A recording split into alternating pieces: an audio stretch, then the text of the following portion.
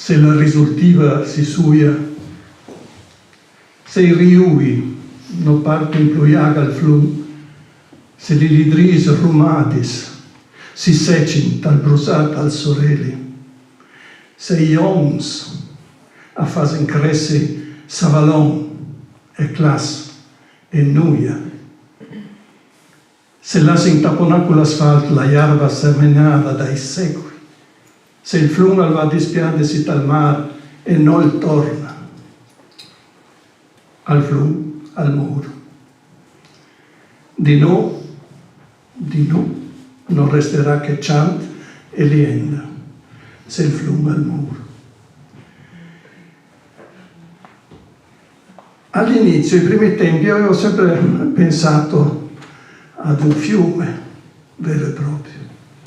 Ma qui c'è il Somacor, di cui parleremo ancora molto, e approfitto anche per salutare la signora Laura, che ci ha fatto grande piacere e l'onore di partecipare, di presenziare. Ecco, dicevo, pensavo sempre ad un fiume, questa poesia, ma non è, qui c'è il Somacor, non parla di un fiume. Il fiume è la nostra storia. E la risultiva, la sorgente, è la curiosità e la conoscenza della nostra storia. E anche tutti questi riui che vanno, gli affluenti di questo fiume, sono i contributi di analisi, di ricerca sulla nostra storia. Ecco perché dice, dopo aver detto se il flum va dispiarsi dal mare non torna al flum al mur, e dice di nu non resterà che chant e lienda se il flum al mur. Ecco, noi ascolteremo una serie di proposte, di testi che parlano un po' di alcuni aspetti. Dicevo, la nostra storia. La conoscenza della nostra storia non è soltanto conoscenza dei fatti politici, degli avvenimenti. La nostra storia è fatta anche di come hanno vissuto la storia, chi esisteva prima di noi qui. Ed è questo, conoscere il come si è vissuto, non solo il cosa è successo e perché è successo, ma come è stato vissuto. Ma di questo non parlano i libri di storia. Di questo parla la letteratura, parla la vera grande poesia, parlano i memoriali delle persone.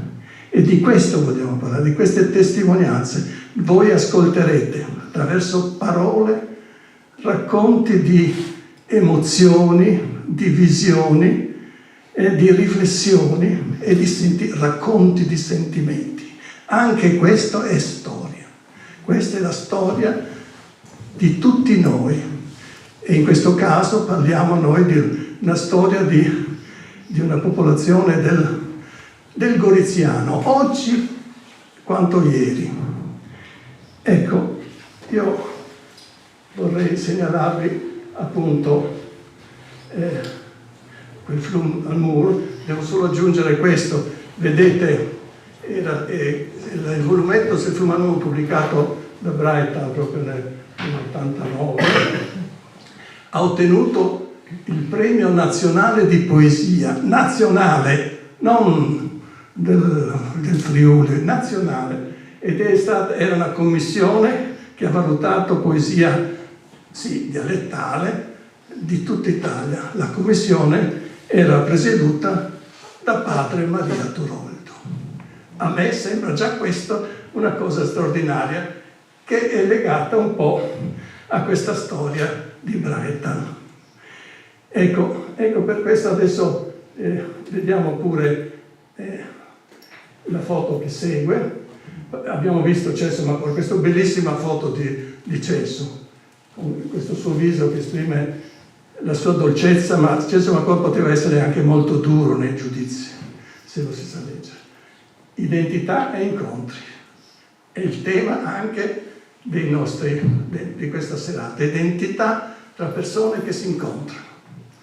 Ecco, adesso passeremo all'ascolto di un primo testo, che è un po' impegnativo, dura 2-3 minuti, che verrà letto da Pierluigi Pinta. È un testo di Peter Handke, un altro autore della Breita e di uno grande scrittore che è stato qua, ha vissuto anche qua, ha camminato per mesi sul Carso in Friuli e una volta è venuto giù dalla Slovenia a piedi, è arrivato fino al Carso, ha scritto un romanzo, ma ha scritto anche cose su Brazzano. Prego, Pierluigi.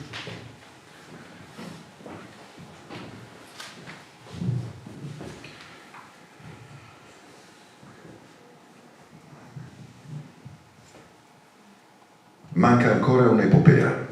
No, non è vero, ne mancano ancora molte. Quella delle lucciole. Per esempio, ieri, nella notte tra il 29 e il 30 maggio 1988, tra Cormons e il paese di Brazzano, in Friuli, all'improvviso ne comparvero varie su una strada che passa attraverso i campi.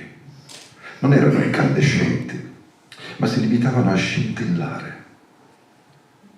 Restavano immobili lungo la strada, ad illuminare e a rischiarare per terra con i loro addoni lucenti, per poi dirigersi come aeroplani nell'erba folta e là lampeggiare tra i fili. Una di esse si posò sul palmo della mano del passeggiatore notturno.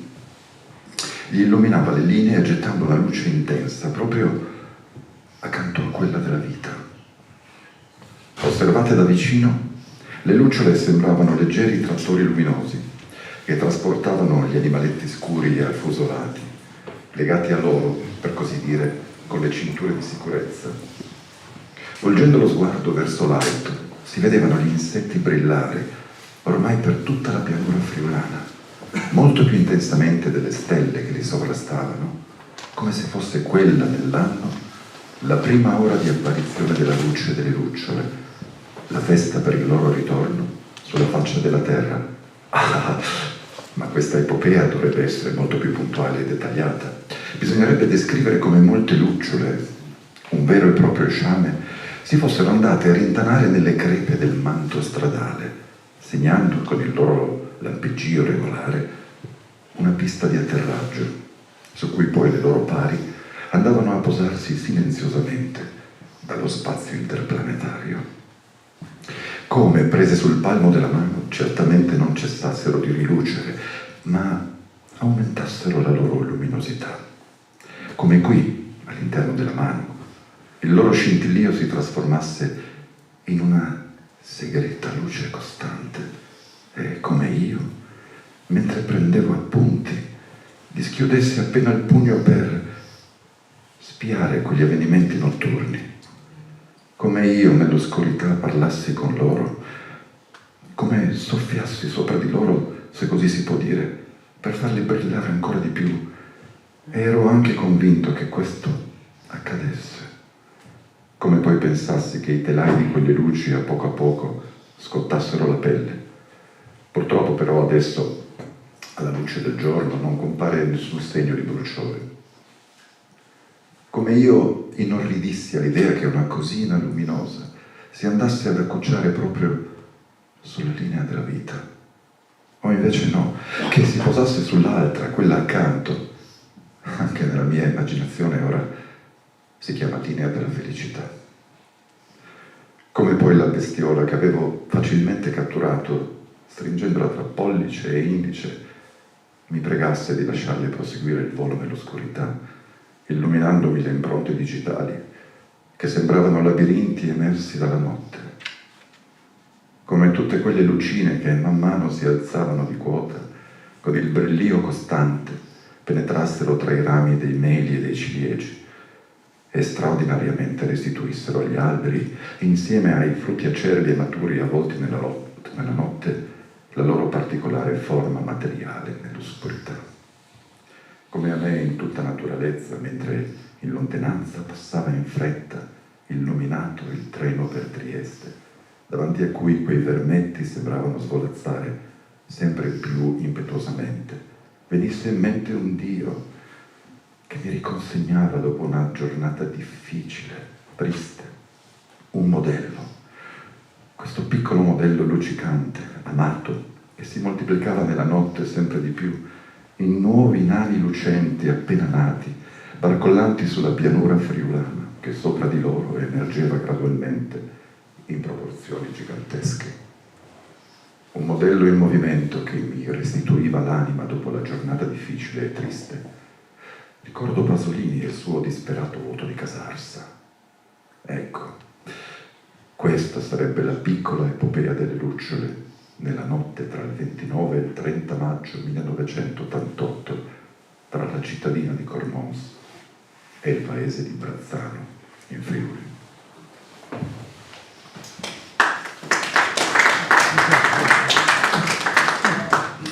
Penso sia irresistibile, anche se io vi ho pregato di non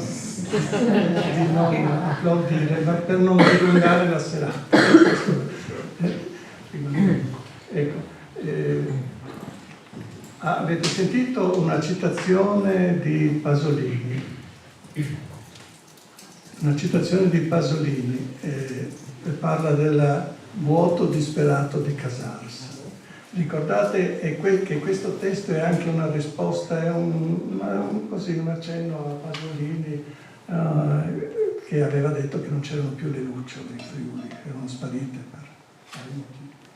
Ecco, cita un verso di una poesia tradotta in tedesco di Pasolini che si trova in questa antologia che Handke conosceva come hanno conosciuto tanti tedeschi e tanti austriaci, perché la Breithaupt ha pubblicato anche una grossa antologia,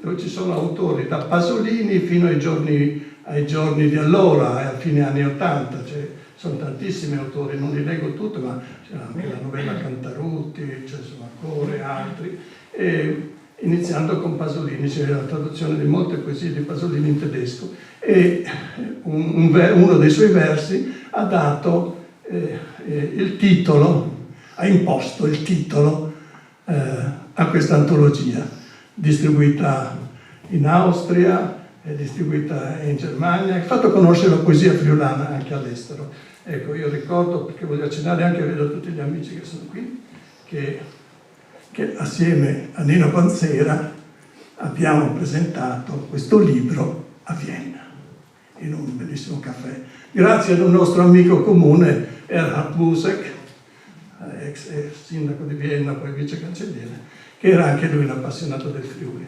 E l'abbiamo presentato. Poi è stato presentato anche a Klagenfurt, c'era presente la novella Cantarutti.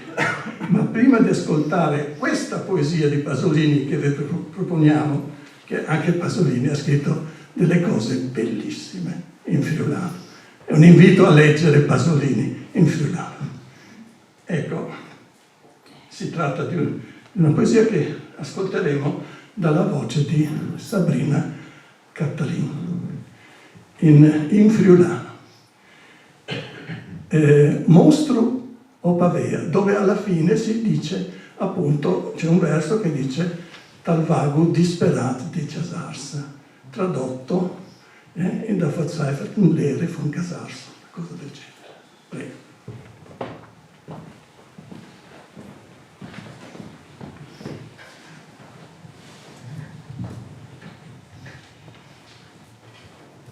È una pavea di seren, che mi svuola dal sei dal sen, pavea celesta, senza ombrenis, dal scur dagli celesti venis. No, è un mostro di seren, e il so celeste è velen. Tai voi al mi inglassa la luz cialda, cui soi voi nus. No, è una pavea di latte, blanca di estate, dalla mia estate. Mi ne quasi con l'igria, l'egri sa pausa o sa svuola via. No, è un mostro che mi cres come una nulla dal cor forest, Di me si fa io di un momento, poi si sfantisco il me spavento. No, è una pavea di vilut, di penculi violis di me frut. A pausa, viola, tra li me violis, dal grinda li vuolivi soris. No, è un mostro di fadia, sigut agli oris di Padma. Al vacuntra di dut, for di dut, al sporce i flors di me frut. No, è una pavea di bellezza, mi suona dal sen agli quessis. Cunico pos vivi in stes, e se fur di me mai no es. No. È un mostro di speranza, tal vago disperar di ciasarsa. Al mi fai, no essi un omp, cul nut sospiet di no vei mai vivut.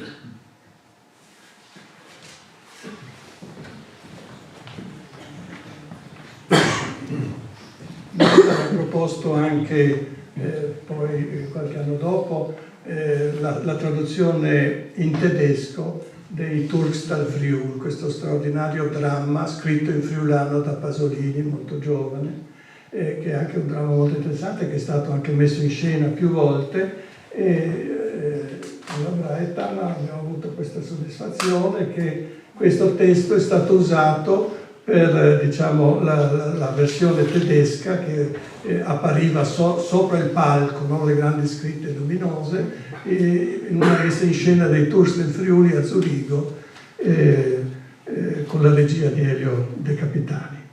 Ecco, adesso passiamo ad un altro momento, Breitan.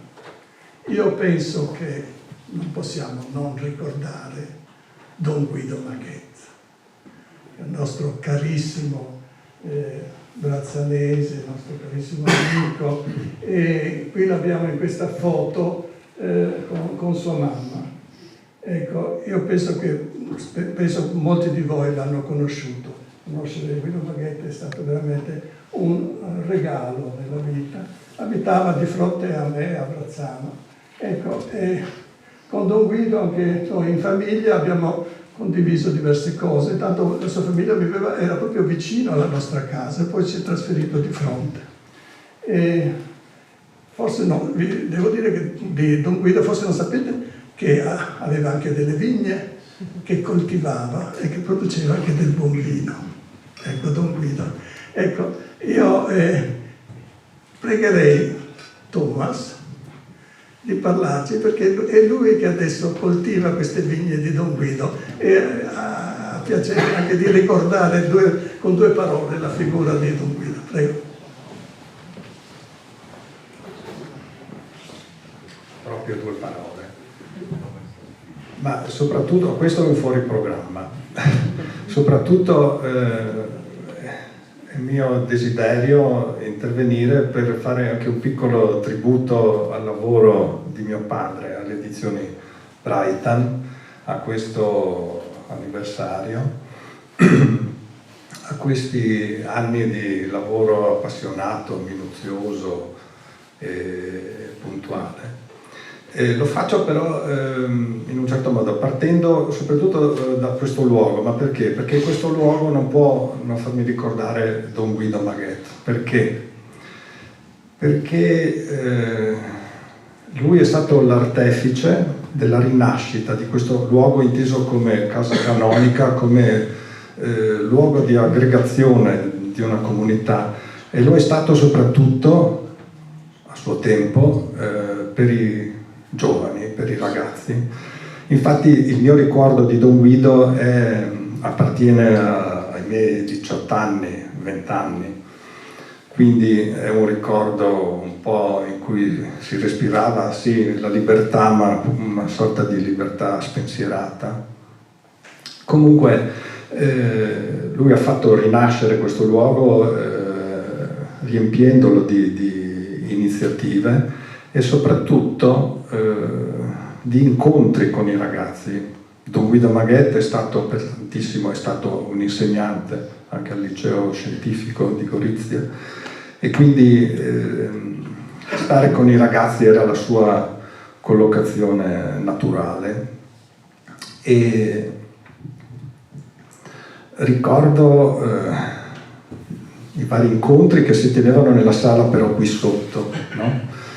E lui, sebbene, come dicevo, il tipo di libertà che respiravo io e i miei coetanei a suo tempo era una libertà spensierata, forse proprio durante quei incontri ho iniziato a capire un po' meglio il senso di quello che poteva essere la libertà, una libertà che arriva dalla conoscenza, arriva dai libri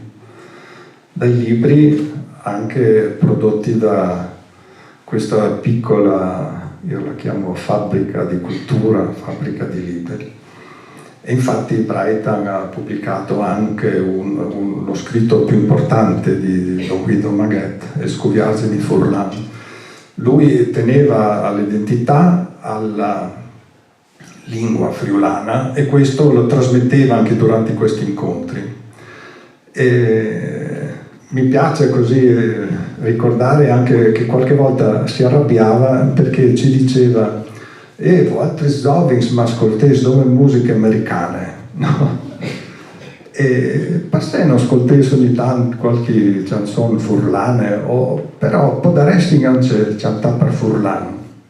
Ecco, Don Guido ci lasciò nel 1991 e solo pochi anni dopo si può dire che in Friuli esplose un vero e proprio movimento di musica friulana che hanno denominato proprio Nuove Musiche Furlane. E qui il nostro amico Fabiano, che vedo seduto lì, ne è testimone, ma soprattutto ne è stato anche protagonista. E chissà cosa avrebbe pensato Don Guido nel apprendere questo. Ecco, questo che vi ho raccontato è un mio ricordo personale, un piccolo ricordo, un foglio, diciamo, messo lì nel cassetto della mia memoria, ed è una cosa che magari potrà anche svanire, però i libri restano per sempre, per tutti quelli che verranno dopo. Ed è questo che... E così voglio riassumere facendo un piccolo tributo anche al tuo lavoro, perché con i libri uomini, storie, idee, emozioni si consegnano all'eternità. E finisco prendendo in prestito la frase di un articolo che lessi molti anni fa, che parlava di una piccola casa editrice in un angolino dell'Europa, parlava del suo prezioso lavoro e finiva dicendo: e scusatemi se è poco.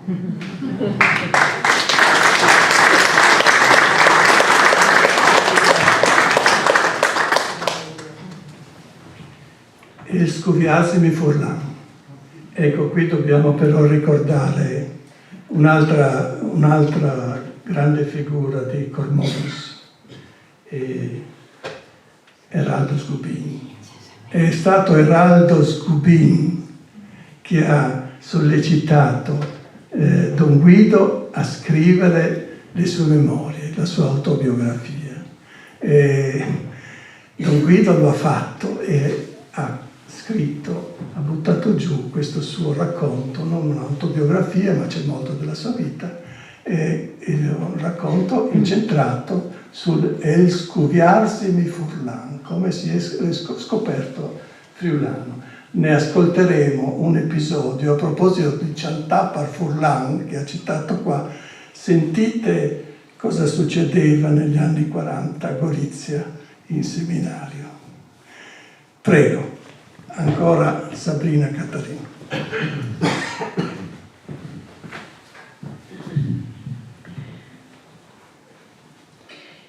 Tanto tanti amici di Bressan ieri al front. Per stagi d'onge avevi pensato che il mio mood incontraio, come se fossi stati insieme a casa, e il fostat che descrivigi per Furlan. Duci han preseat la roba, mostrandosi contenti un tanto. Qualchidun, per fin, si è lamentato di non chattarsi dal caso di rispondere in marilenghe. Così Valentino Macor, dal front russo. Altris, invece, mi hanno risponduto in Furlan. Tra chist da Grecia, la mia Pieri Visintin. La sua lettera, passata per l'ufficio di censura militare, portava chist ordine. Comunicate al vostro amico di non scrivere in friulano, che altrimenti verrebbe tolta di corso. Veso capito? L'improibizione mi ha umiliato e talcur mi ha fatto nassi rabbia. Dal 40, i vescovi di Gurisse di Trieste, come responsabili del seminario centrale, avevano tornato a battile che la lingua ufficiale era l'italiano, per fomentare meglio l'unione e la vera fraternità. E dall'ottobre del 41 è giustificare in che decisione di Sint per non dividere la famiglia seminaristica sia usata una sola lingua. Più di 30 anni dopo, e addirittura da spoda alle entrate da liturgie e delle lenghis vivis, robe guarude dal Consiglio Vaticano II, la CEI e il Vaticano e refudare ai vescovi di Gurisse, di Udine e di Pordenone la domanda di doprà anche le lingue furlane. E lo faseri, per tante ragioni e doprante espressioni, un grun compagnis. Ricordi anche che i nostri compagni sloveni spesso si ingrumavano insieme per cantare più voce. I loro bieli canzoni pleni di malinconie, ma anche armoniosi e vivarosi. No, invece, avevano i miei chants italiani. Ma lo stesso a un certo momento e vi insintulla di bisogno di imitaio, a mancutas fuars, con i viloti nestris. E il compagno, Pino de Luisa, si l'è buttato fuori con chi se vuoi e noi siamo tutti insieme per aiutarci a imbastire un coro. Una da Pocis, e forse l'unica, Iesude, l'abbiamo fatta di Bessoi, sugli rivi dall'Usins, vicino il Grand Arc dal Puin da Ferrovia di Salcan. Vi cantate, o campanis de sabi de sere, con una tal passione che il chiam nos veniva su proprio dal cuore. A ore di voi, se ci pensi a queste piccole robe, è proprio anche un al di allegria e di contentezza. Insomma, è memoria di gesti civili di proteste dal Zenar dal 44.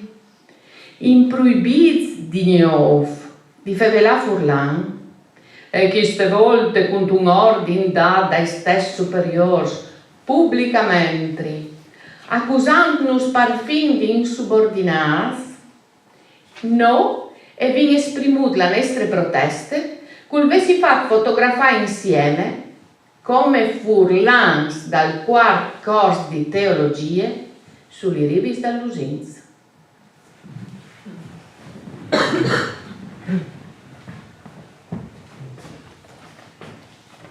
Ne sentiremo di peggio per quanto riguarda lo sloveno, quando parleremo di Lois Bratus, più tardi, più avanti. Ecco, adesso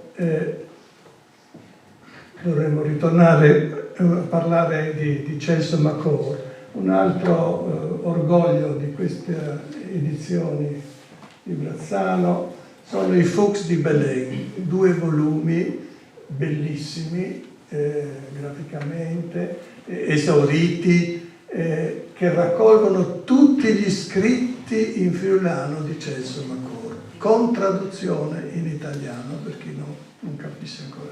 Ecco, e quindi vogliamo ricordare anche Celso Macor, non solo con i versi che vi ho proposto all'inizio, ma con altre 2 composizioni che vi verranno lette da Sabrina e da Arianna. Di nuovo Sabrina, prima Arianna.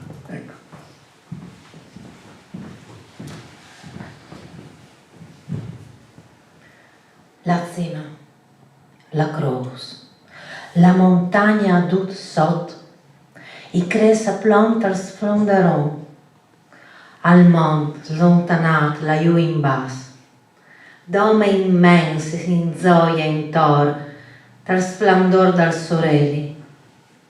La guarda si slungia, finta valada, ha smamit l'uman la valada, a cui sta tan svoladi, ma no guerra, no fan, graziam di Dio. Miet secul lung, miet secul quel mur, la sant'altris 1000 anys. La guarda, tantis mans, na vita, un zuf verd, una stella di mont, per te, sui venuti quell'insù ogni anno come un santuario, ma il zir non era mai così dongia.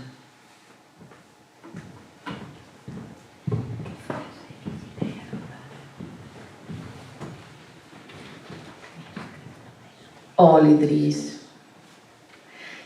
da me tiara, me sedadi sta lienda dai popoli di Dulintor, in Neadis, dal flum dal san che il corio dei cres da Monsi Ulis, salmodiant lenghi vielis, incrociant amor e preieris, flors che bruti ueris antal passat, agis che trombis di fucan inrossat, speranzis che il sorelli gnov limpia devant, parzovin strois, casan al sant ben dagli esi fradis,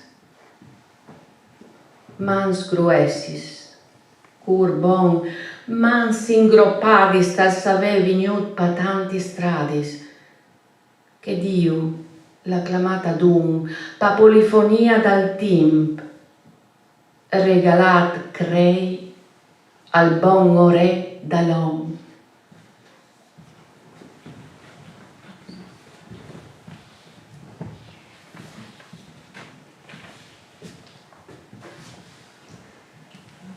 Passiamo adesso ad un altro autore. Andiamo a Gorizia. A Gorizia il tedesco si parlava e si scriveva sì, dal Medioevo, come vi ho già accennato. Pensate che con la istituzione della contea di Gorizia, i conti di Gorizia poi erano una famiglia tedesca, da allora poi c'è sempre stato il tedesco a Gorizia.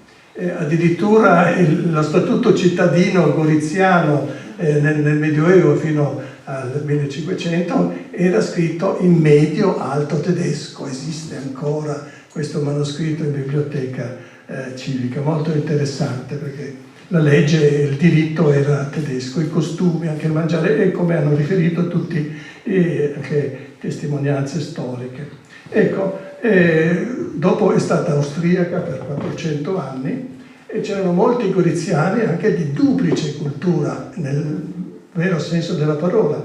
Noi abbiamo scelto Francesco Leopoldo Savio, questo giovincello, vedete le date, è nato nel 1801, morto nel 47, ed è un personaggio molto interessante degli inizi dell'Ottocento, della prima metà dell'Ottocento. Poi è stato un magistrato, eccetera, ma aveva studiato a Vienna e conosceva anche personaggi straordinari, chissà un po' di letteratura, conosceva addirittura Friedrich Schlegel, che era un teorico del romanticismo tedesco, e scriveva in tedesco in duplice cultura. Abbiamo pubblicato una raccolta delle sue poesie, dei suoi sonetti, di cui vi proponiamo ora l'ascolto.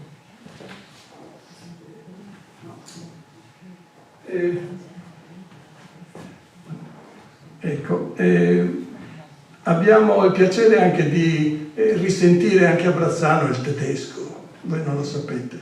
Abbiamo molti diversi austriaci che sono venuti, si sono presi casa a Brazzano, abbiamo anche una importante scrittrice austriaca che ha casa qua, e qui abbiamo il piacere anche di avere una famiglia austriaca che ha preso casa qui di fronte alla chiesa, famiglia Kunert.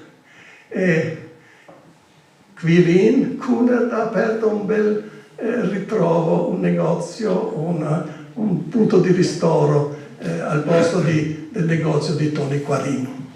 E io ho invitato Quirin a venire qua a leggerci in tedesco questa poesia di Francesco Leopoldo Savio che riguarda il Coglio, ed è una poesia, si riferisce ad una festa che si era svolta a Barbana del Coglio. Chissà quanti di voi sanno dove è Barbana, ma è un piccolo paesino prima di arrivare a Neblo, da quelle parti lì. Quirin, per favore. Ascoltate, se non capite, non importa, era una lingua antica del goriziano, anche del goriziano.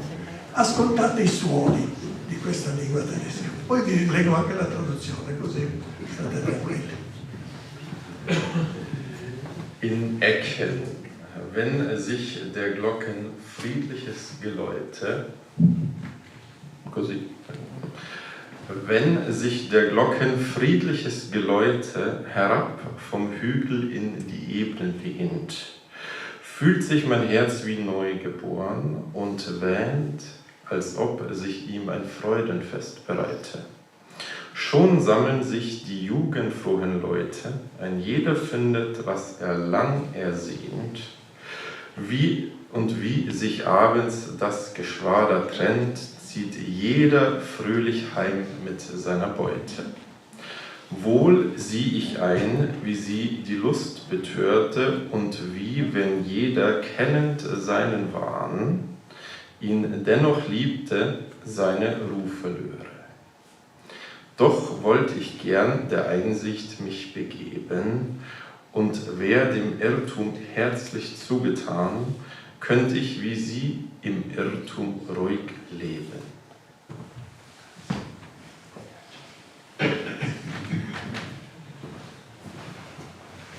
So, vielen Dank, Quirin. Danke für die Lesung. Questa sarebbe la traduzione. Si chiama, avete sentito il titolo, In Ecken, ma la traduzione è Coglio, perché In Ecken è il nome tedesco dell'area geografica sin dal Medioevo e hanno continuato a usare ancora nell'Ottocento, In Ecken negli anni. Coglio, così scrive Savio. Era un sonetto questo, con rima alternata, prima 2 strofe di 4 versi, poi 2 strofe di 3 versi. Va accennato poi a completamento che è una poesia scritta a Barbana il 25 settembre del 1820. Coglio, quando il suono dolce delle campane dal colle si diffonde verso il piano, si sente rinato il mio cuore, illudendosi che si prepari per lui un giorno di festa. Già si raggruppano i giovani allegri, ognuno trova quel che brama da tempo, e quando la sera la compagnia si scioglie, ciascuno torna a casa della sua conquista lieto. So bene quanto il desiderio li accechi, e come ognuno, conoscendo il proprio inganno e continuando ad amarlo, la pace perderebbe. Eppure farei a meno volentieri di tal senno, e all'errore tutto dedito sarei col cuore, se nell'errore anch'io potessi vivere sereno. Passiamo adesso a Gorizia più recente, bellissima traduzione di Franco De Girolamo. Ascoltiamo invece una sua brevissima poesia, letta da Arianna, La notte.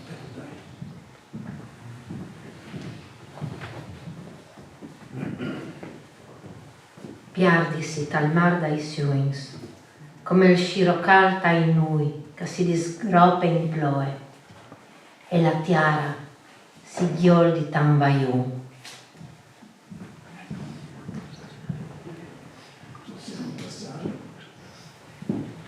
Possiamo passare proprio a Gustav Janusz.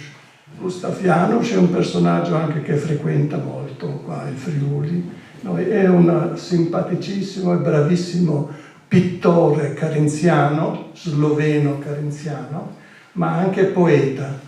ha pubblicato moltissime raccolte di poesie e lo abbiamo anche proposto subito, i primi anni, già negli anni *80. Io ricordo sempre molto con piacere di essere andato a trovarlo assieme a Sandri Doswald. Sì, non sai mai se dilto non par furlano o partagliano, tu sei se tu stupido. mi permetti, Sì, dopo, trattato il libro con la dedica e si lasci vince 4 dal 1986 29 alle spalle Sì. con la maggiore. Ecco, esatto, e si sta insieme e ci viene domandato il permesso di voltare par furlan le sue poesie. Lui è famoso in Austria, anche perché lo aveva Peter Hand, che lo aveva voltato per tedesco. E quindi in questo libro abbiamo messo Gustav Janusz per sloveno, per tedesco, per furlan e anche per italiano. Ed è io direi di leggere prima questa poesia naif. All'inizio scriveva poesie proprio molto semplici, molto naif, poi si è evoluto e la sua poesia è come la sua pittura, è molto complessa, è molto interessante. Però ascoltiamo una traduzione in friulano eseguita da Franco De Gironcoli di Gustav Janusz, brevissima, ma molto simpatica. La ghialine. Sottotitolo: La ghialine ha punduto un ufo. In qualche paese dal Fenil, la ghialine ha punduto un ufo. E come sin d'allegre, e cocò de ca. E no, gialine, che si impene rivas, che tu già eri schenti da timp. A chiolarin su l'uf, lu romparin e lu mangiarin. Tu, zasasca, no, mangin di tut? No, dome che ius. No, mangiarin anche te, se no tu pondis con diligenza ius. Tu anche sasca, no, l'invivi a lung, che no vi zamuri. Per questo motivo, vi ho di pondius con diligenza, se anche tutto a vos vivi.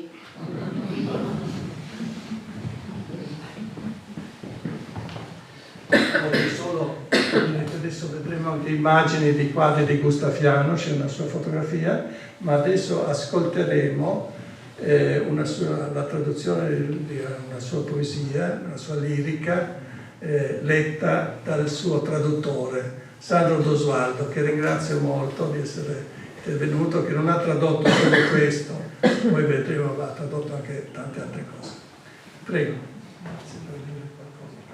Sì, ma intanto sono per buon contento e onorato di essere saluto per onorare la Bright, perché le altri eccezionali dal panorama furlano e allo stesso momento talmente eccezionale che nessuno sa che esiste. Scusami, ma ho so di canca. Pardon. Tant che un seguitivo l'ancur ven sui niment la paraula dal fibinter. Frusons di figuris di frus, c'è passu tal timp ingrumassa fas, cumò, a sburti. Occiate di gnov gust tal zuc. Is flavis, non mostri nos alla cor la verità. Ascoltis, la rovede deridade, lanz d'aur il splendor di cas combinat, acciate une quasi soza salle ligrie.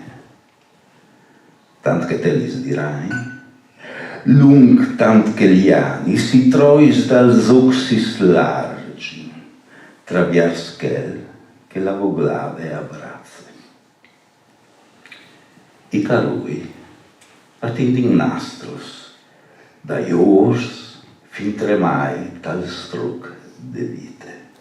Dut all'ulain denant, disberdeat dal pes dal quarp. Anche l'immagine davanti, cava fraide là sul prat plen di morbidum, noval. Attraviars la mia memoria, a plank, suale un ciop di usei vers chase.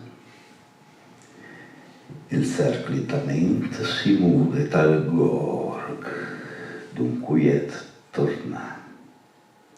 I pons di fuoco doventi in voi, che alla svelte emplin il quarp di prat strafons di rosate.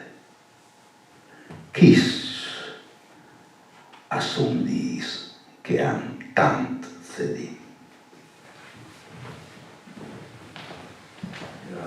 Grazie Sandro. Io mi sono dimenticato di dire anche che Sandro ha collaborato anche a lavori grafici. La copertina dell'antologia friulana di Nebbiolo e Forcasarsa è stata composta da Alessandro. Grazie per questa. E poi è stato anche traduttore di un testo di Hunt che è in friulano, molto divertente, ma l'ha già letto a Cormons l'anno scorso, allora non proponiamo un bis, però sentiremo quel testo in un'altra versione in conclusione, no? Grazie Sandro.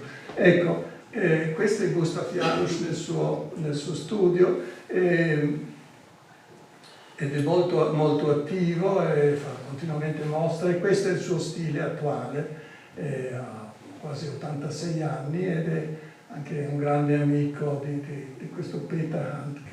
Ecco, possiamo andare avanti, adesso arriviamo, volevo solo ricordare che anche questi sono i suoi vini preferiti, un'etichetta decorata da lui, questa etichetta è di Gustav Janusz, questo che il Sauvignon e la Ribolla Gialla piace, come piace a molti altri austriaci o sloveni carinziani. Ecco, andiamo avanti. Ecco, e qui arriviamo adesso ad un altro personaggio. Leggeremo delle brevi poesie. Vuoi iniziare tu, Arianna? O le poesie di Cristina? È una delle più grandi poetesse austriache, però nella vita un po' sfortunata, soprattutto la sua poesia è sempre un dialogo con Dio o con la luna. Abbiamo scelto due poesie molto brevi di un suo raro momento di felicità.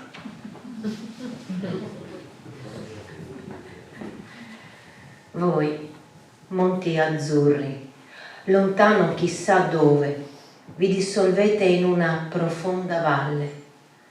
Nei vostri dirupi son cadute le stelle, nei vostri anfratti per 1000 volte si dipone il rosso splendore della sera e le vostre ombre possono essere più oscure di quei nostri sogni che talvolta ci spaventano.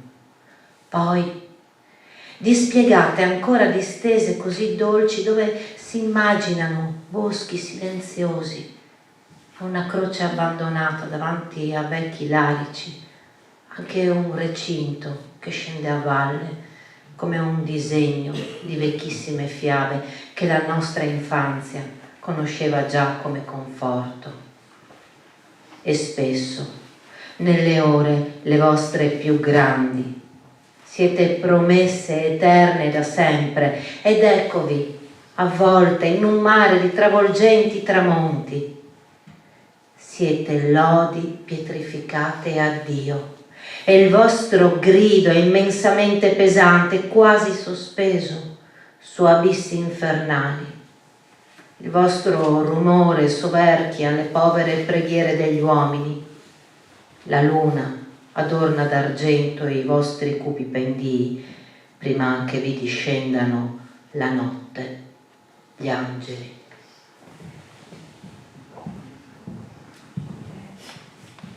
La poetessa carinziana, il titolo di questa poesia è dedicata ai monti carinziani. Permettetemi di leggervi due brevi poesie, sempre della Christine Lavand. Ve ne leggo una subito in italiano e l'ultima brevissima sia in tedesco che in italiano. Scriveva Christine Lavand: fossi uno dei tuoi occhi o una delle tue ciglia, non ti darei mai dispiaceri, e tu mi terresti così volentieri. Adesso la mia anima è in cerca del migliore stregone più vicino per farsi fare il piccolo incantesimo. Vuole infatti trasformarsi subito. Certo, tu hai già gli occhi, certo, le ciglia non ti mancano, ma se diventasse pane e acqua, di pane e acqua hai bisogno ogni giorno. E per concludere, questa poesia di Un raro momento di felicità di Christine Lavand. Seit heute, aber für immer, weiß ich, die Erde ist wirklich warm. Ich gebe der Nessel den Brand zurück und dem Igel die Stacheln. Seit heute ist alles mein Schutzpatron und die ganze Welt eine Weidenwiege, darin uns der Windstoß zusammenschaukelt und unseren Atem verknotet. Da oggi, ma per sempre, io lo so, la terra è veramente calda. Restituirò il bruciore all'ortica e gli aculei al riccio. Da oggi tutte le cose mi proteggono e il mondo intero è una culla di vimini, dove il vento ci dondola assieme, annodando i nostri respiri. E passiamo ad Alois Gradnik, che è stata la prima pubblicazione delle edizioni Braitan nel 1984. Pensate, ecco, per questo abbiamo parlato di 40 anni. Permettetemi di spiegarvi brevemente perché Alois Gradnik. Ecco, un altro eccellente studente dello Staatsgymnasium di Gorizia. Uno dei tanti, non ve li elenco tutti, ma Michel Stetter e tantissimi altri, insomma, Adolfo Zurzut dei nostri, no? Ecco, e tanti altri.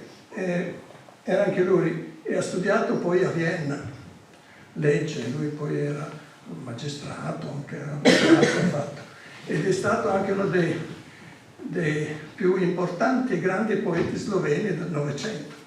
Assieme è stato messo anche a fianco a Franz Prešeren, a Gregorčić.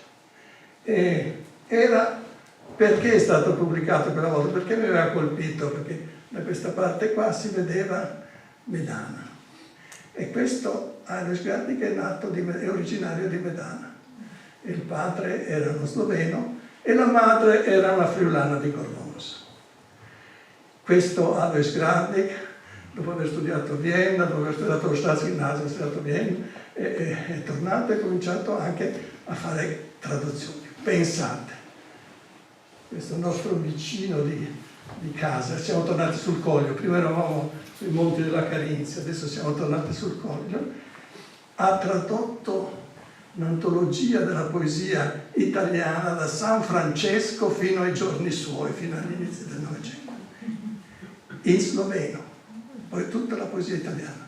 Ha tradotto i sonetti di Michelangelo in sloveno, ha tradotto i doveri dell'uomo di Giuseppe Mazzini, e Giuseppe Mazzini circolava in Slovenia e poi anche in Croazia grazie a Alois Gradnik. Pensate, questi erano i goriziani sloveni. Ecco. E poi ha tradotto anche Dante Alighieri. Dante Alighieri ha tradotto in sloveno Alois Gradnik. La roba è incredibile. E inoltre era un grandissimo poeta. Noi abbiamo quella volta proposto una scelta di sue poesie che adesso ascolteremo E quella volta la prima edizione, c'è anche una cosa particolare, è stata quella prima edizione delle edizioni Bretton, il primo libro, è stato l'ultimo libro stampato col piombo. Sapete cos'è stampare col piombo? I caratteri, i tipi, venivano messi uno alla volta con delle impronte di piombo. E l'avevamo stampato nella tipografia di fronte al vecchio municipio, dove adesso sono i carabinieri, lì vicino al teatro, che era questa stamperia, tipografia sempre di calcaterra, da cui poi sono usciti quasi tutti i libri. Quindi chi possiede quella prima edizione possiede un libro che ormai ha qualche suo valore storico, diciamo, perché è stato, ecco, questa era stata una scelta di poesie, è stata compilata e tradotta in collaborazione anche con Wanda Gradnik, la nipote di Alois Gradnik, assieme a Roberto Petaros e a Franco Verbas, che anche forse qualcuno di voi si ricorda, che abitava qui a Brazzano. Ecco, e questa è la prima ristampa della seconda edizione. Ecco, io vi ho detto quello che volevo dire. Ascoltiamo adesso dalla voce di Alois Gradnik qualche sua riflessione sul Coglio e anche sulla slovenità. Passo la parola adesso a chi inizia? E quella è in friulano? Quella in friulano c'è lui. Ecco, la leggi dopo? Ecco, abbiamo anche una traduzione in friulano di Gradnik, non solo in italiano, grazie a Giorgio Faggin, che ha pubblicato però questa sua traduzione dopo la nostra edizione, molti anni dopo. Prego, adesso tocca a voi. Leggono Pierluigi Pinter, Sabrina e Arianna. Poi, sì. E quindi ascoltiamo la lettura in sloveno di una sonetta.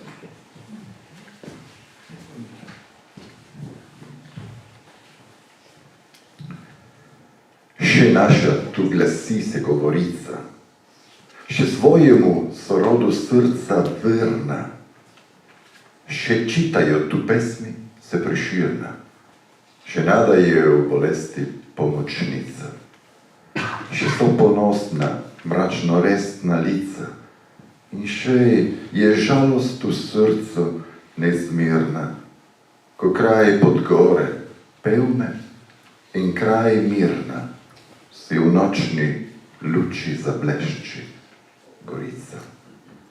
Bo še živela naša tu beseda, bo še med brati sladko mila vez, ne bo nikoli bratu brat krvnik, srce vprašuje, trepeta in gleda na 3 strani, tam že odprt je jez. Koprivno, Rutaj in tam Lučnik. 1922.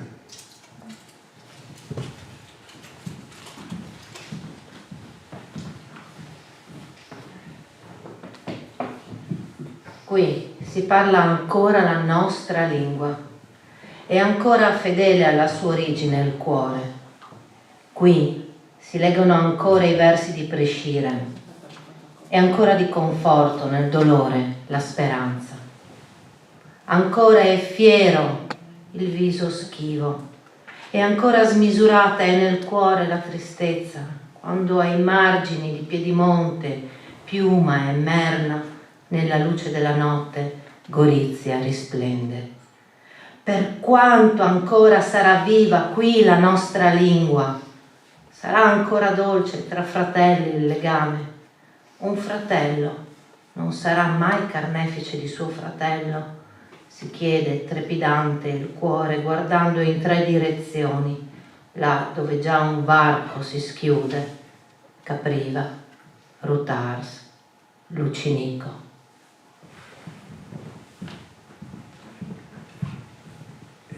La poesia finisce con una data, tra parentesi 1922, non occorre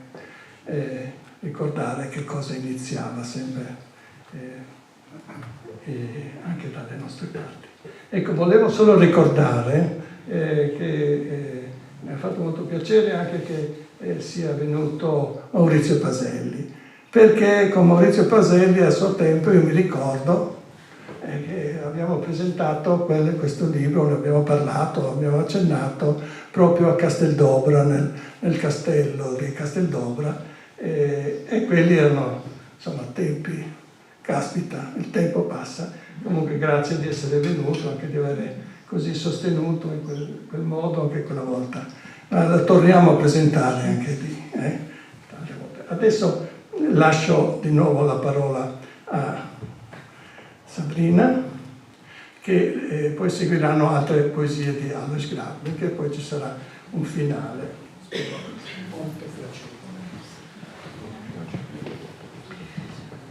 Intere foreste. C'è tan lontane che tu ses medane, Muniestri e silenzios país nadal. Pensando a ti mi tapponi la muse e ho butti allora une lacrime amare. Pognete tra i vignai de topoline, tu viozza il mars lusint, e il fumul chars, la planure furlane, i lusins d'aur, e lontans, da ur di te doi biei zigans, Triglav e Mont Nere, e i mopli lontanis is Dolomitis. O il mio borg, il quei, o cirperaulis dolcis parlaudaus, ma che più dolce, c'è tanche e dure, non riva d'ora di sgroppa la lenghe, tanche une piere mi pese sul cur. Clara al devente c'è che Dio al disvele e c'è che non si può si mo sapere. C'è che de svoltis mame nos diseve e che spanive dentro un cur di frutta. Tut quel che nos cisichi in dulintor li stellis e soreli e l'aur de lune, i nui vistus di sede e il tramontan, il flum e i ciams, la mont, l'ort, il bosc. Tut al ben clar e tal sang si me sede. E al var l'ultim c'è che il prin al veve. L'ultim calè dal prim fin e l'idris. Così c'è che tal monta al ven e al va si instrece in tune eterne goe e al pe vivs e muars col so amor che mai si creve.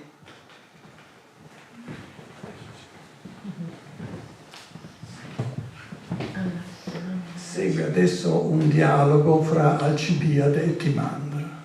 A chi erano Alcibiade e Timandra? Non vi faccio una lezione storica su questi. Alcibiade è un personaggio ateniese molto poco convenzionale e Timandra è una delle sue ultime amanti.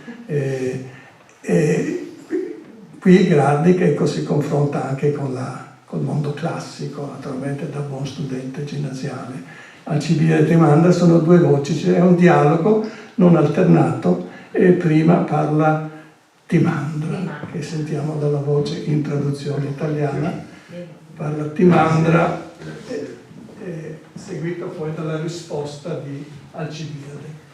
Vai Timandra. Quando fosti abbandonato da tutti, sono venuta da te e ora ti servo umilmente col cuore e non mi importa se qui tutto è sguarnito e se questo tetto copre a stento noi due. Guarda, sono come un fiore dolce di miele e se sei stato con l'una e l'altra donna come una farfalla, ora finalmente accanto a me dimenticherai presto la via verso le altre. Guarda, sono come un'isola selvaggia Tu sei invece il mare che su di me si infrange, sulle guance, sulla bocca, sul seno, sulle spalle, sulla vita, sull'uno e l'altro fianco. Guarda, sono erba, che il tuo passo non sappia dove sono le pietre aguzze e le spine. Guarda, sono luce, e nella notte nera lontani tengo lo spavento e il dubbio e la tenebra dal cuore. Non vedi? D'uva sono un grappolo succoso, dolce vino vorrei essere per la tua sete soltanto. Non vedi? Sono un uccellino sul tuo ramo cinguetto, tu ospite ogni mattina. Ma se tu mi lascerai qui sola, raccoglierò i cocci dell'amore e li distribuirò lungo i tuoi passi, indicandoti così la strada verso casa.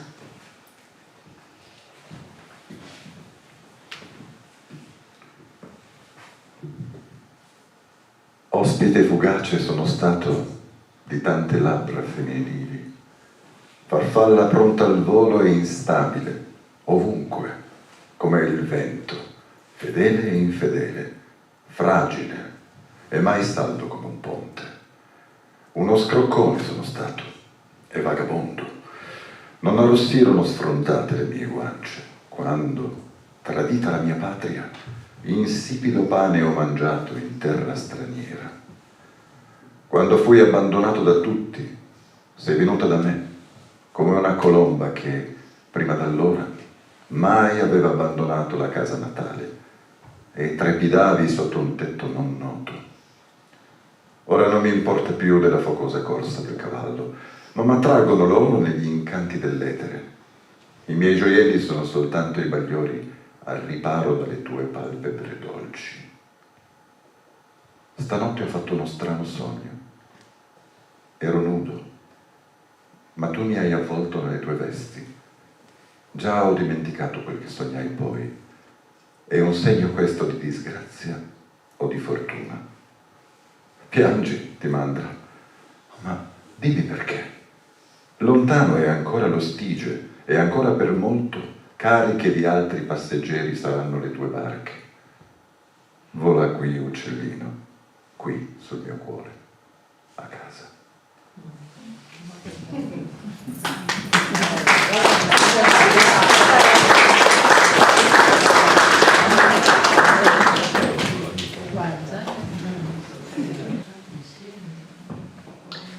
Mostravi rispetto per gli armeni, per i torvi schipetari dalle lunghe gambe, per i neri africani, per gli imperatori di Bisanzio e per tutti gli elleni infedeli e sanguinisti.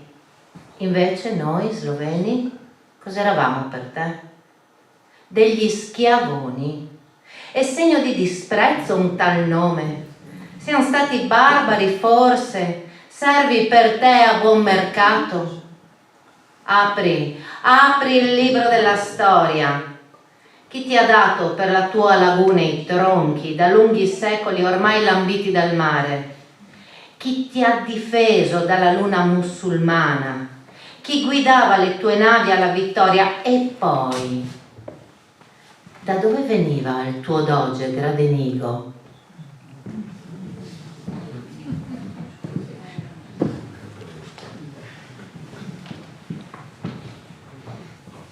Questa che avete ascoltato è una poesia intitolata appunto Riva degli Schiavoni, è un discorso fatto alla Serenissima, fatta a Venezia, non nel passato. Ecco, adesso facciamo un breve inciso. Vorremmo ritornare a Celso Macor, che ci ha scritto un episodio, ci ha parlato di un episodio molto incredibile, tragicamente incredibile, incredibilmente tragico. Ecco, passo la parola a Sabrina che ci legge quello che ci racconta Celso Macor nella sua prefazione ad un altro libretto Breitan che raccoglieva traduzioni di poesie di Ljubka Chorley. Io non so quanti di voi conoscono questo nome. Ljubka Chorley è la vedova di Loesche Bratus, che è un personaggio che non si può non conoscere a Gorizia, ma di cui vi lasciamo parlare Celso Macor su questo, a proposito anche del discorso che abbiamo fatto con Don Guido e il friulano. Sentite queste parole, questo racconto di Celso Macor.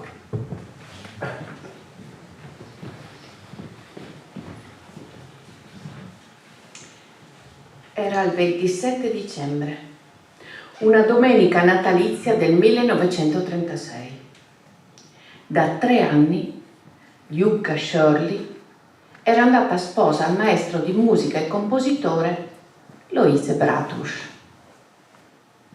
Erano nati Loiska e Andrei, ed ogni giorno era bello. Gli anni delle persecuzioni, delle umiliazioni, venivano stemperandosi, anche se la minaccia violenta era sempre all'uscio. In quella domenica, Loise Bratus aveva diretto il coro sloveno di Podgora per i canti della messa. La grande colpa di aver cantato in sloveno era un buon appiglio per il manipolo di intolleranti che attendeva sulla piazza. Loise fu costretto con 4 dei suoi coristi dentro la sede del fascio, dove ai cantori venne fatto ingurgitare dell'olio di ricino, mentre a lui, che aveva ancora una volta rivendicato il diritto della sua gente a cantare nella propria lingua, fu riservato un intruglio tossico di olio minerale e benzina, per cui fu assalito subito dopo da dolori e febbre. Fu ricoverato in ospedale. Incominciò una lunga agonia che sarebbe durata per 1 mese e mezzo, fino alle 6 della sera del 16 febbraio 1937. Quando si capì che Loise Bratus era alla fine, i suoi coristi si radunarono sotto la finestra dell'ospedale per cantargli ancora una volta una vecchia canzone russa che amava. Aprì gli occhi e mormorò qualche parola. Cantano per me.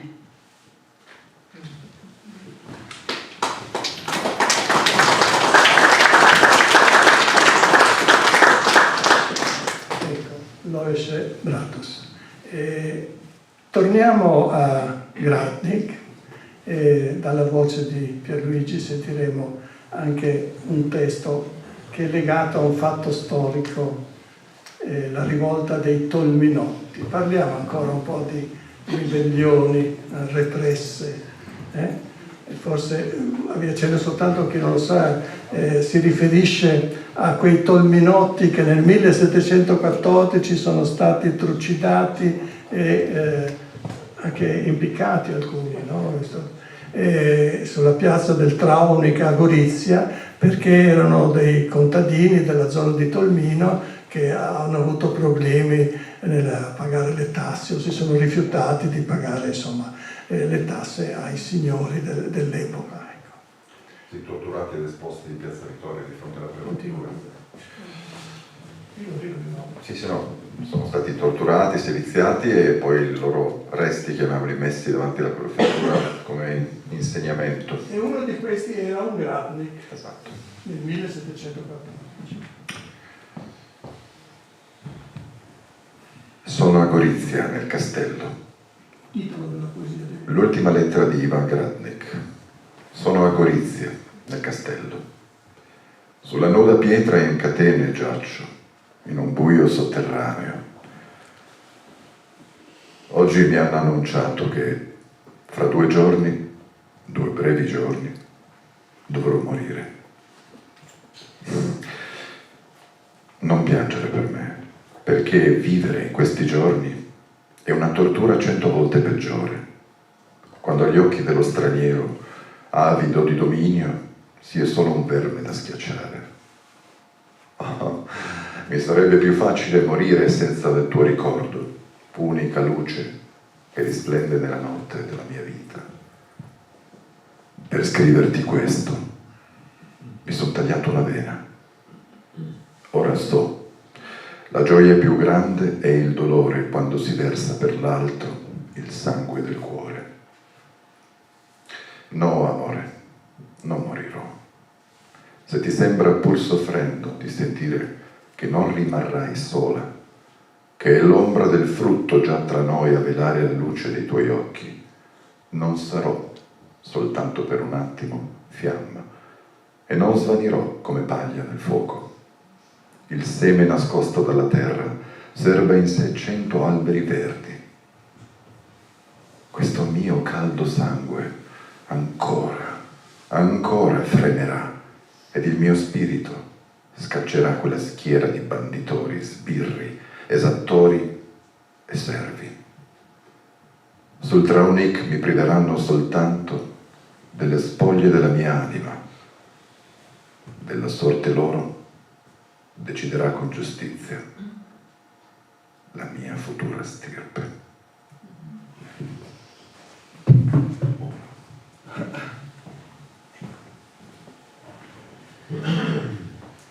Ci avviamo così alla conclusione di questo vostro ascolto, di questa nostra proposta.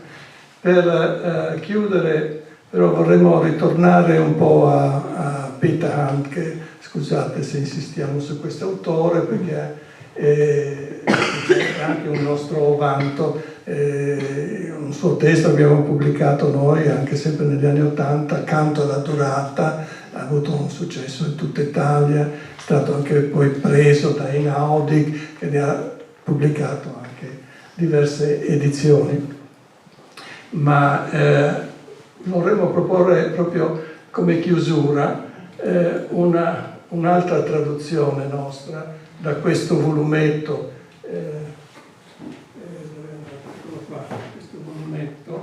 C'è anche, ecco, questo qui, che si chiama Ancora una volta per Tucidide. Ecco, questo è interessante, vi spiego solo questo titolo, per Tucidide. Si spiega perché Peter Handke intende essere uno storiografo come Tucidide, che però parla anche uno storiografo che si occupa anche delle emozioni, delle percezioni private dei singoli. Ed ecco, queste descrizioni dettagliatissime, minuziose della natura, del paesaggio, di fenomeni. E qui c'è un testo, cui ho già accennato prima, che descrive un continuo tuonare nel cielo, tipico temporale anche friulano. La terra, una volta diceva, la terra dei temporali e delle primule, no? Come si diceva, Sandro, no? Ecco, e qui descrive un tuonare che dura diverse ore, all'epoca in cui poi i viticoltori erano costretti a sparare razzi antigrandine contro il cielo per dissolvere o per separare certe isole, certe nuvole che avrebbero portato soltanto grandine. Ecco, questo testo qua dura 3-4 minuti, abbiate pazienza, ancora 3-4 minuti. Vi lo proponiamo nella lettura di un altro brazzanese. Siccome il titolo di questo testo si chiama Il blues del tuono a Brazzano del Friuli, il blues, e allora lo facciamo leggere da un musicista di blues friulano, che non è soltanto il nostro vanto locale della musica in Friuli, ma è anche lui stesso un viticoltore, quindi si ricorda anche dei tempi in cui c'erano le cabine con i razzi. Ecco. Grazie Fabiano. E a te la parola.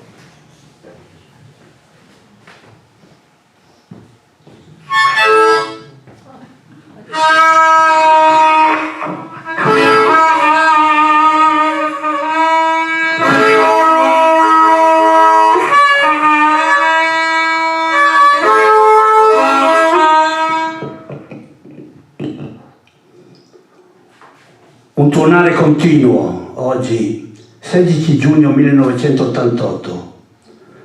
Lassù fra le nuvole che vagano senza sosta nel cielo sopra la pianura friulana. Quel brontolio che ora irrompe, ora si smorza in un rumoreggiare lontano, in un oscuro fronte di nubi. Un brontolio che in queste prime ore del pomeriggio sta durando già da un bel po', senza interrompersi neanche un momento solo. Adesso è un incombere improvviso di una squadriglia aerea di bombardieri. Adesso lo sbattito di lenzuola al vento. Adesso un gran vocio e un frastuono. E una volta anche un rovesciarsi di birilli. Un tuonare che prima d'ora non ho mai sentito protrarsi così a lungo.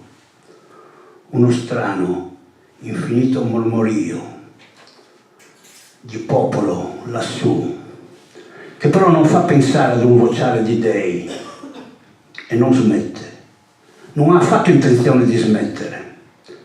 E attraversando tutto il cielo, da un orizzonte all'altro, di orecchio in orecchio, si sente tremare ogni cosa. E ogni tanto quel lampo, come a pungolare, a rifocolare quel prolungato tuonare, quando sembra acquietarsi in un semplice mormorio. Il tonante, nella mia mente un vecchio che impreca nella sua casa gigantesca. L'ampia pianura che ho davanti, un vecchio che non accenna a calmarsi, che vuole sfogarsi con quelli laggiù sulla terra e non li lascia partire, non li lascia mettersi in cammino, se prima non avrei detto tutto. Adesso parlo io, e durerà un bel po', e non molla neanche per un attimo, e riprende di nuovo a rimbombare, quando già il brontolio pareva ritirarsi sulle zone vicine. E adesso riprende per un'ora intera, senza fare mai una sola pausa, quel parlottare, rombare e borbottare, e scoppiettare e sbottare, quel mormorare fra sé e sé, quel mugugnare e bofonchiare del tuono per tutto il cielo, che i lampi ridestano ogni volta dal sole chiaro pomeridiano. Dopodiché si alza un'altra volta quella sua voce strepitante di prima, a tratti quasi stanca, e come per un senso del proprio dovere va poi a perdersi nel cielo, barbugliando in tutte le direzioni. È un vero peccato che nelle mie orecchie ora si sentono addirittura il bisogno, o la smania, di lui, del tuono, del tonante, questa specie di discorso quasi senza fine che si svolge sopra la mia testa, debba finire ad un certo momento per far posto a un semplice scroscio di pioggia. Ma adesso, per un momento ancora, ecco, grazie a Dio, un altro fulmine, e lo strepito che rinasce un'altra volta ancora, mentre sul tavolato davanti al locale le sedie dondolano nella burrasca e in quest'ora pomeridiana le tende sventolano dentro le sale interne di questa pizzeria. E ora, dopo il lavoro della mattinata, sento il vento passarmi sotto le ascelle, mentre nello stesso tempo, ma adesso per un momento ancora, ecco, grazie a Dio, un altro fulmine e lo strepito che rinasce un'altra volta ancora, mentre sul tavolato davanti al locale le sedie dondolano nella burrasca e in quest'ora pomeridiana le tende sventolano dentro le sale interne di questa pizzeria. E ora, dopo il lavoro della mattinata, sento il vento passarmi sotto le ascelle, mentre nello stesso tempo, ora, come un colpo di mortaretto, quel tuonare ricomincia a vagare su e giù, qua e là, su tutta la pianura, mentre sopra e sotto è tutta una battaglia, via via più imprevedibile, con avanzate e ritirate. Una battaglia condotta da terra per il vino di quest'anno. Va, tuono, Era meglio se fossi stato solo un tuo lungo rhythm and blues lassù nel cielo.